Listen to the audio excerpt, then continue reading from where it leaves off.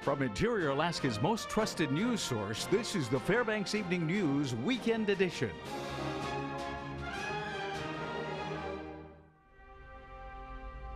Good evening and welcome to our Saturday edition of the Fbx Evening News.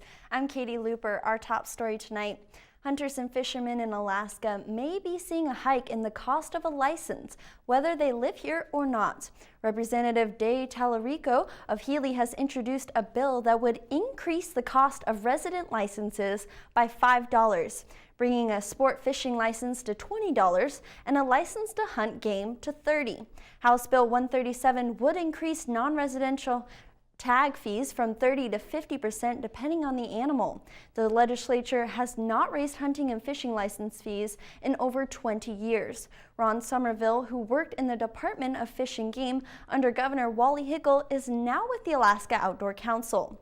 While addressing the Resources Committee Friday, he talked about strategies used to deal with the budget shortages back then. To try to find what residents are willing to pay in order to fund some of these programs. And that's why we came up with the surcharge. That was after a lot of debate, mind you, getting rid of the resident tag fees, what can we come up with that people might buy? And that's how that came about. You can make it $5 or $10, but our proposal is based on one thing, that is to try to raise as much as the residents are willing to pay. And only you people will probably make that decision. Sir Optimist International Fairbanks Friday presented an award to a young girl who has started her own charity in an effort to prevent suicide. Monty Bowen has the story.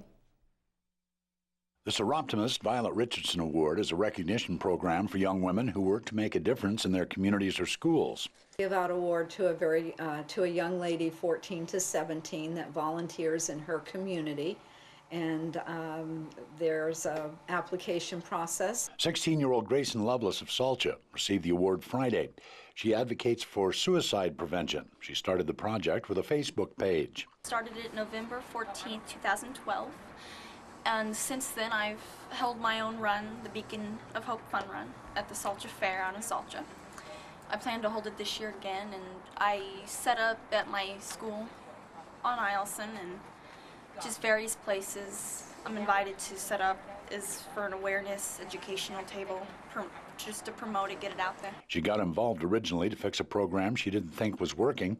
It later became personal. It was my 8th grade health class, and it was the suicide unit, and nobody was taking it serious, and it just bothered me. But recently, yes, I have lost a close family friend to suicide, so it has become more real for me. Grayson was presented with $500 to help develop her suicide prevention program, and $500 more was donated directly to her charity. Well, I plan to become nonprofit with the award I won tonight, with the money that's going back into the cause. And then I hope to be able to I plan to give young women or young men a chance like myself to volunteer and get out there and work with suicide prevention and kind of, educate others. Alaska has the highest suicide rate per capita in the United States, and Grayson and others are working to try and change that. This is Monty Bowen reporting. Today is the Open North American Championship dog race at Mushers Hall. In conjunction to the race are the Parka Parade and Fur Auction. It was originally a part of the Ice Festival Carnival, which started in the 1940s. Now the Parka Parade is under the wing of the Fairbanks Arts Association. Earlier today, they were outside parading in parkas in a figure-8 path, and then they finished by announcing 3 winners in each of the 5 categories. In addition, the Trappers Association held their annual fur auction fundraiser. They collected furs from 60 trappers locally and across the state and then sold them to dozens of bidders. Cars were lined up and down Farmers Loop for this one-day annual winter carnival. We kind of planned it to get together and do this together, and so we had a joint meeting and decided, let's do this together and make it a carnival. I like kind of the environment because it's a lot of the people who really live here, and I like the food. The food is really good. Oh, I just kind of model the parka. This is our 2nd year here. We have a daughter that goes to the university here, so we're here visiting. The trip here, it's well worth it. It's been a great success. We've got beautiful weather out here today and an awesome crowd, and so really happy with how things are going so far. When we come back, we'll tell you about a place that takes care of pets of all shapes and sizes and gives them a second chance. Also, sweet sounds were coming from UAF today as the North Star Strings group was rehearsing as they prepare for a concert in the near future. Stay with us. Welcome back. Every day there are hundreds of pets that are abandoned, given up for adoption, or meet other unfortunate consequences. 12 years ago, an agency was established to help relieve the situation. Mike Schultz has more. Loving Companions Animal Rescue Incorporated is an animal shelter, an animal sanctuary, and an animal rescue nonprofit agency. Donna Buck Davis, along with her husband and countless volunteers, oversee the daily operations of the facility. And she says the agency was created because it was needed. We saw the need, and a couple of us got together and formed a nonprofit so we could start taking in animals and helping people. Well, we're all volunteers, so we have no paid staff. And my volunteers are great. Some of them come on a regular basis, some of them come when they can, but most of them work just like I do. So it's just, we all kind of pitch in and make things happen. We do a 2-week home trial on all animals that we adopt here. And we adopt everything from the smallest little creature, mice, hamsters, all the way up, fish, birds, dogs and cats. Donna earlier mentioned the volunteers. They really get a lot of joy from taking care of the pets. And the pets get a lot of joy from them. They just love all over me, and even though my cats do that too, but it's just because they don't have a home right now, it's just so nice to be able to give them some love back because they're not able to, get it right now. Yeah, that's great. To run this facility, not only does it take a lot of love, but donations. They're critical for the pets to be properly cared for. We get a lot of donations from the public as far as people that are moving. They're open containers, they can't move with them. We ask them to donate those things, anything they don't want, linens, blankets, just about anything like that we take. We take food donations. We do a lot of cooking for the dogs. So people that are cleaning out their freezer have freezer burnt fish, meat, vegetables. They can drop them off. We cook them up and feed them to the animals. Like I said, as far as donations, we take almost anything. To find Loving Companions Incorporated, just go down Badger Road and take the old Richardson Highway and come to the third driveway on the left. You can't miss it. Donna and her folks here do a wonderful job, but they can definitely use donations. So if you can drop by and drop something off, they really appreciate it. I'm Mike Schultz reporting. If you're looking to get back into the groove of playing a musical instrument or would like to learn in a fun, encouraging environment, North Star Strings might be the group for you. Every Saturday from 10 to noon, the North Star Strings music group gathers in Music Room 301 at UAF to practice and play music together. Founded 3.5 decades ago, North Star Strings is a group focused on offering the opportunity for lone musicians to come together for a more wholesome playing experience. The group is always open to new people, asking that you bring your own instrument and to be aware of their adults-only policy. The North Star Strings are a conductorless group preferring a more free-form playing style. Members express to us just how much they enjoy the welcoming atmosphere. I thought, wow, that'd be fun to have a group that I could play in, that adults could play in, that adults who were just learning or adults who had played before, perhaps in school, and hadn't played for some years could come in and do this again. When I first came to Fairbanks, I played for 1 semester with the symphony and felt like I didn't have the time to devote to practice. So this group said no auditions, and so I came and I've been coming ever since. And I would say my biggest role in this group is to make sure that everybody remembers we're all here to have fun. Mike Fussell is up next with results from the second day of the Open North American Championship sled dog race. We'll also have more from the high school state basketball tournament. Stay with us. And welcome back, Interior sports fans. Mike Fussell here to get you caught up on the latest weekend sports action. The second day of the 70th Open North American Championship sled dog race kicked off earlier today. Temperatures were a little cooler than yesterday, but still a bit warm for the dogs. Buddy Streeper passed Mark Hardum on the narrow trail after starting in the number 2 slot. Streeper came into the chutes first with a time of 64 minutes and 54 seconds. That's about 6 minutes faster than his first heat finish. That puts his 2-day total just over 136 minutes. Hardum, who came in first on Friday, finished second today. His 2-day total is just under 139 minutes. Buddy Streeper will be one of the last musters out of the field tomorrow. That's something he says may give him a competitive edge. They're going to set the pace. I can hear on the radio and I can match their pace. And if somebody's making a move, I can know early, and that gives me that little bit extra time that I can manage my team correctly and maybe alter my strategy. Interior high school basketball teams are still battling it out at states. The Hutch girls took 4th in the 3A bracket earlier, and Monroe Catholic are state runner-ups. Here's a look at some of the latest action. It was time to settle the score at the Sullivan Arena between the interior rivals of West Valley and Lathrop. The Mutes were trying to avenge their MAC title loss, but West Valley would have none of that. It was all West Valley who stymied Lathrop and got in transition. They led 15-4 after 1 and 29-15 at the break. The Mutes would rally and cut it 6 on a Curtis White Jr. bucket. He led the Mutes with 14 points, but Lathrop couldn't get close.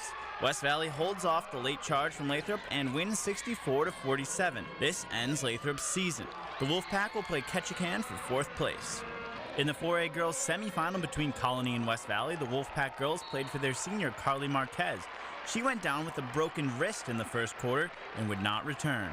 Ruthie Hebert and the team stepped up and led 18-12 at the end of the first half, relying on their suffocating defense. Colony would rally a bit behind Faith Ferris, and it was just 30-25 going into the 4th, but everyone made plays for West Valley, who went on a pivotal 16-7 run in the 4th quarter. West Valley wins 50-32 to advance to their first state final since 2012. They will face Diamond for the title. We are really happy. We're praying for Carly right now and hoping we can go see her, and either way, we're going to play for her and we're going to win her for her. You have the fundamentals. You know the plays. You have all the things that we've been working on all year. You're prepared. So now you just have to come out with confidence, and if they come together and they play like a unit, we'll be all right. The Hutchison boys started their day by defeating Sitka 69-56 in their consolation opener. In the girls' game, the Hawks hit a number of threes to stay close to the Wolves. Ellie Veazey hit 3 triples and led Hutch with 11. They were down 23-29 at the half. Sydney Riggs scored a game high of 18 points, and Sitka wins 49-36 over Hutch. The Wolves will play Valdez for the title. Hutch will face Barrow in the 3rd place game. Monroe Catholic took on Grace Christian for the 3A boys semifinal game. The Rams came out shooting in the first. They outscored Grace 19-8.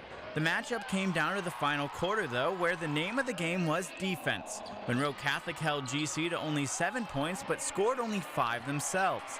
Despite that, they would end up on top, winning 48-42, thanks to a game-high tally of 17 by Jalen McAuliffe. We know what to expect tomorrow. It'll be a real battle. So every experience is beneficial if you make the most of it. I'm opportunistic that our guys could do that. The Rams move on to the finals to face Barrow for the state title.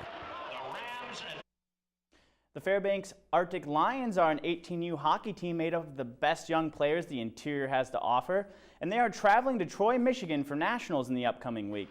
This is the first time the team has made it to the tournament, and to add to the excitement, they will go in with the top seed from their division. The Lions play an Ohio team, Sylvania, in their first matchup of the round-robin play on Thursday. They will face squads from Arizona and Missouri after that. Braden DeWeese says that despite the Lions' dream team being composed of rival high school players, the squad meshes together well. We're pretty pumped. At the beginning of the year, we had 3 people trying out, and now we won state, we're going to nationals. I think it's pretty crazy. So I think the guys are really pumped up. You know, in high school, it's kind of different, you know. It's a little rivalry, you know, but when we come together here, it's all jokes and laughs, and then when we get on the ice, it's about business. And the Ice Dogs are on the road fighting it out in a series against the Kenai River Brown Bears this weekend. Mitchell Baumann edged the Dogs up by 1 point in the first period of last night's game. Kenai River wouldn't answer back until after the first intermission. The Brown Bears found the back of the net twice in the second period. That put them up 2-1. But that wouldn't keep the Dogs down for long. Fairbanks would go on a 3-0 run in the third. Todd Burgess scored an unassisted point on a power play. Hans Gorowski kept the momentum rolling and put the Ice Dogs on top. late in the game, and Ethan Somoza add a finishing touch with an empty net goal less than 20 seconds from the final horn. Ice Dogs win it 4-2. And that'll do it for sports this weekend. Mike Schultz has your full weather forecast coming up next. We'll catch you next time. And welcome back to our weekend edition.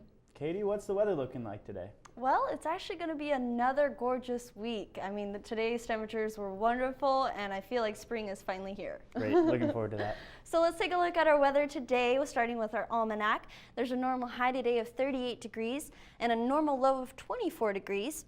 Our record high got up to 55 in 1998 and 37 below in 1959. Our sun rose at 7:45 this morning and sets at 8:14 this evening. Our daylight equals 12 hours and 29 minutes altogether, giving us a gain of 7 minutes from yesterday.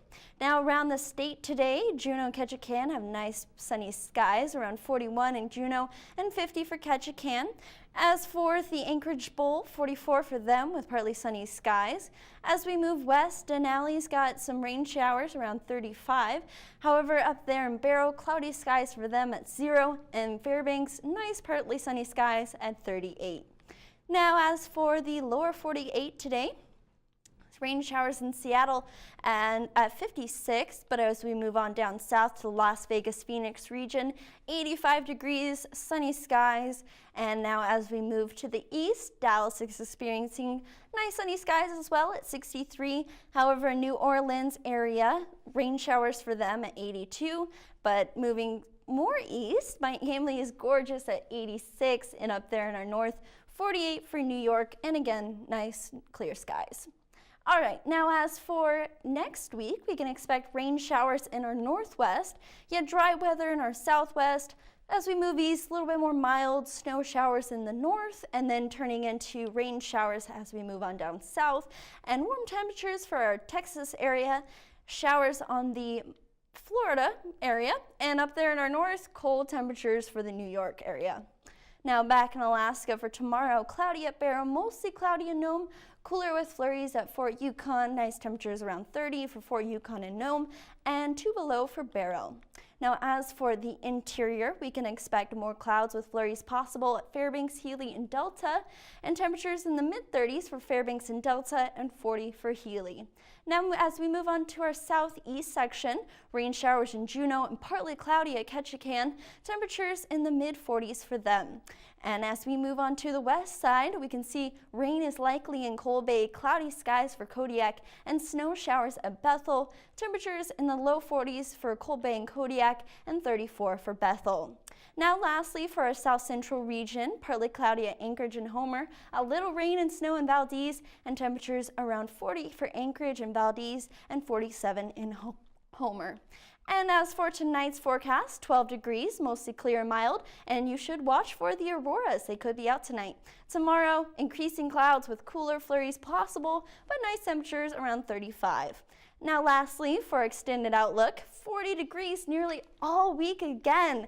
I know I've been loving these temperatures, and then for our nightly temperatures, mid-teens, not too shabby at all for March. No, I gotta love it, and brought a lot of people out to the race grounds today. It did. It was a super busy day at Mushers Hall. Yep, we got to see a lot of interesting things. The fur auction, got some good food. Looked like you were having fun as well. Yeah, it was a great time. And they had the fur, yeah, you're right, the fur auctions, the parka parade where they were walking around in parkas. They did a little loop and everything like that. It was a really fun time. I agree. Yeah, I know it's sad. It's only once a year, but I encourage everybody to come out next year. Yep, and it was a lot of fun at the Jeff Studdert Race Grounds. I know it's normally downtown, but a lot of fun there this that's year. true. All right, well, that'll wrap up this Saturday edition of the Fairbanks Evening News. We're glad you could join us. Join us here 6 days a week at 6 and 11 or online anytime at webcenter11.com. And we're now going to leave you with more beautiful music from the UAF Strings. From all of us here at the News Center, have a good night and a good weekend.